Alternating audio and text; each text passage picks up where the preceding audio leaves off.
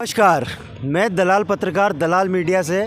जब देश की मीडिया ज़रूरी मुद्दों को छोड़ के गैर ज़रूरी मुद्दों की राजनीति करके और शिक्षा, स्वास्थ्य, रोजगार की बातों को झुठला के और बिना काम की बातों को हाईलाइट करती है, तब हम जैसे बेरोज़गार युवाओं को दलाली करनी पड़ती है।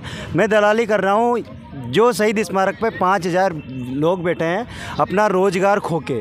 उन लोगों के साथ बैठ के आज क्या इनकी सरकार से मांगे हैं, क्या सरकार इनकी नहीं सुन रही है, सरकार कब तक सुनेगी, अगर नहीं सुनेगी तो ये लोग आगे क्या करेंगे, उन्हीं सब चीज़ों के ऊपर बातें करते हुए बात करते हैं हमारे एक साथी से। सर, आपका नाम और ब्लॉग बता दीजिए। सर, नमस्कार साथियों, मेरा नाम कुंदन यादव है। मैं डूंगरपुर डिस्ट्रिक्ट से हूँ। वैसे मेरा ब्लॉग सागवाड़ा है। सीधी ज़्यादा सवाल नहीं करते हुए एक बात यही पूछ लेते हैं कि बेरोज़गारी का असली मज़ा शायद आपको अब आ रहा है। जी, एक्चुअली क्या है, मैंने जब से मैं समझदार हुआ तब से मैंने जनहित के कार्यों में ही इंटरेस्ट लिया है।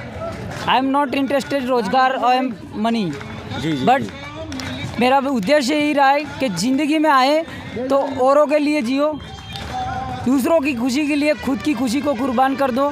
यही इंसानियत है, यही प्रेम है। और जो दलित पिछड़ा वर्ग जिसको योजनाओं का लाभ नहीं मिल रहा है, जैसे सरकार की कई योजनाएं हैं, पेंशन योजना है, चिरंजीवी की, ऐसी कई योजनाएं जिनका लोगों को पता भी नहीं है। घर घर दानी जाकर अभी कई साथियों से बीच में बात करके आए हम, उनका कहना है कि हम जैसे रोज़गार तो दिया ही था सरकार ने, लेकिन रोज़गार के साथ हमारा काम ऐसा था जो शायद ही किसी नेता का या किसी प्रशासनिक अधिकारी का हो। तो ये एक बात कहाँ तक सही है? ये आप जो कह रहे हो बिल्कुल सही बात है। जहाँ तक भारत की राजनीति से लगा के राजस्थान की राजनीति के जहाँ कोई व्यक्ति, कोई गाड़ी, कोई टेम्पो, कोई ऑटो, कोई मोटरसाइकिल नहीं, कोई फ़ोन, टीवी नहीं पहुंच सकता, पत्रकार नहीं पहुंच सकता, वहां घर घर दानी जाकर हमने गरीब दलित पिछड़ों का सहयोग किया है, जनहित का कार्य किया है। और हमारे MRC कैंप लगे थे पिछली सरकार की तरफ से, उनका भी उसी कैंपों में भी हमने उन गरीबों को तोक के ले जाके उनको योजनाओं के रजिस्ट्रेशन वगैरह करवाए और सीधा योजनाओं के लाभ दिलवाए। जैसे लाइट है, नल का है, किसानों के लिए जो बिजली फ्री थी 2000 यूनिट, ऐसे कई मुद्दे हैं जिनके हमने फ़ायदे दिलाए लोगों को, गरीबों को। वो आज भी हमें दुआ दे रहे और उन सभी की दुआ से हम यहाँ तक पहुँचे, इस मुकाम तक, और उनकी दुआ हमारे साथ है। और ऐसे हम कई लोगों की दुआएं लेके आए हैं और निश्चित ही हमें सफलता मिलेगी। भजन लाल जी सरकार यूँ ठान के बैठ जाए कि हम इनका काम नहीं करेंगे, फिर भी करना पड़ेगा, क्योंकि पत्थर को जितनी चोट पड़ती है तो मंदिर में बैठने लायक बनता है। जैसे राम मंदिर में कोई आ रहा है तो वो पत्थर ही आ रहा है, लेकिन उसको इतनी चोट मारी गई है कि आज राम का रूप लेके मंदिर में विराजमान होगा और उसकी पूजा की जाएगी। तो उसी प्रकार इन युवा मित्रों को भी राजस्थान की जनता भी याद करेगी कि वाकई में उन्होंने काम किया, गरीब जनता का काम किया, गरीबों को फ़ायदा दिलाया। वास्तव में इनको उनका अधिकार मिलना चाहिए था और मिलेगा। ये हमारे साथी का कहना है, जो इन सभी साथियों को एक संदेश देना चाहते हैं कि सोने को पिघलाने के बाद ही वो आभूषण का रूप लेता है। लोहे पे जितनी चोट पड़ती है वो उतनी धार लेता है। पत्थर को जितनी छीनी हथौड़ी मारोगे वो उतनी ही सुंदर मूर्ति बनके तैयार होगी। तो मेरे हिसाब से ये कहना चाहते हैं सभी युवा मित्रों को जो भी यहाँ साथी बैठे हुए हैं कि आप डटे रहो, आप संघर्ष को निरंतर जारी रखो, परिणाम आपके पक्ष में आएगा।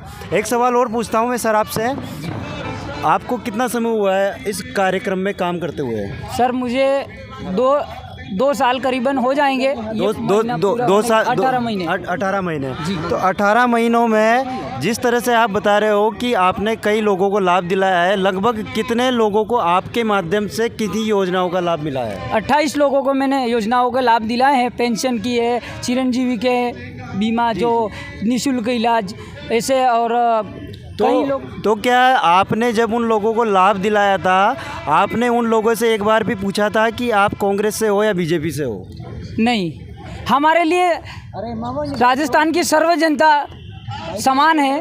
हमारे लिए कोई संगठन से हमें कोई लेना देना नहीं है, कांग्रेस से न बीजेपी से हमारा कोई लेना देना नहीं है। हमारा सिर्फ उद्देश्य एक ही रहा है और आगे भी यही रहेगा। जनहित का काम हमने किया है और आगे भी करते रहेंगे। ये सवाल पूछने का सीधा सीधा उद्देश्य था क्योंकि कई सारे साथी हैं हमारे और जो भी जिनसे बात हुई है उनका कहना है कि सरकार ने हमें स्पेशल टैग लगा के कि आप किसी पार्टी के कार्यकर्ता हो, ये कह के आपको निष्कासित कर दिया गया था। जिन व्यक्तियों को आपने लाभ दिलाया था उनसे आप दोबारा मिले थे? दोबारा भी मिले हैं और ज़रूरत पड़ने पर मैं तो ये भी कहता हूँ कि हर युवा मित्र, जितने भी ये युवा मित्र यहाँ बैठे हैं धरना प्रदर्शन पे, उन सभी से मेरा निवेदन है, आग्रह है कि ज़रूरत पड़ने पर हम हमारा निजी खर्चा करके हम हमारे लाभार्थियों को गाड़ियाँ भर के लाएंगे, हमारे हक के लिए बुलवाएंगे और वो बोलेंगे। जब उनको आप देखोगे अपंगों को जो बिल्कुल ही खड़े नहीं हो पाते, ऐसों को भी तोक के भी लाएंगे। तोक के लाने का भी टेका हम रखते हैं और यहाँ से बतवाएंगे, उन लोगों से बुलवाएंगे उन्हीं की ज़बानी कि हमने क्या किया। हमें बताने की ज़रूरत नहीं है, हमारा काम बोल रहा है और काम बोलेगा। यही निरंतर दलाली करते रहेंगे जब तक इन लोगों को रोज़गार नहीं मिल जाता, तब तक हम इन बेरोज़गार लोगों की दलाली करते रहेंगे। इसी के साथ नमस्कार, धन्यवाद।